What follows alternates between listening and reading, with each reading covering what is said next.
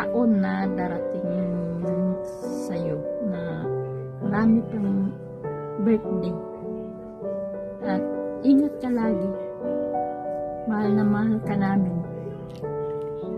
Happy birthday.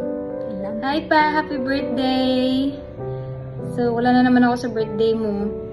Next year, uwi ako. So, mag-extend tayo ng celebration mo. Ingat kayo palagi dyan, kayo ni Mama. At umiwas sa mga bawal. Alam nyo na, hindi na tayo bata.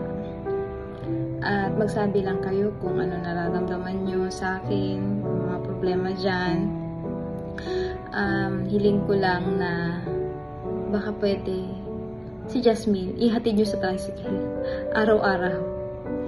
Kasi nag-aalala din ako dito, lalo't malayo ko. But all in all, namimiss ko na kayo dyan.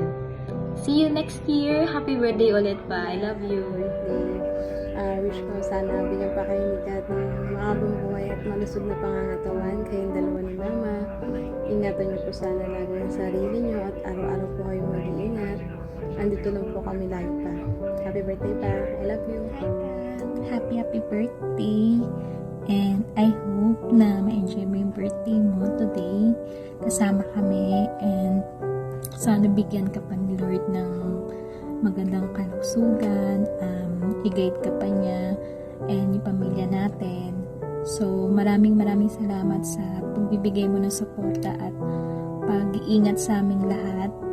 So ikaw talaga yung superhero namin, and kahit minsan nagiging mainitin yung ulo mo, pero nababawasan naman na yon since tumatanda ka na pa. So kailangan mo na rin mag-ingat and iwasan na yung mga bawal para mas lalo mo pa or mas matagal pa yung pag-stay mo dito, and alam ko naman na i-guide ka ni Lord. So happy birthday pa and mahal na mahal ka. Hi pa! Happy birthday! Ngayon malapit ka na mag-70. Sana pangalagaan mo lang yung kalusugan mo kasi matanda ka na. Lagi mong tatandaan na mahal ka namin. Salamat sa pag-aalaga namin pa kahit mainitin ang ulo mo. I love you, pa. Happy birthday! Ang tingog at tanan. Salamat sa tanan. Ang tingog kanunay.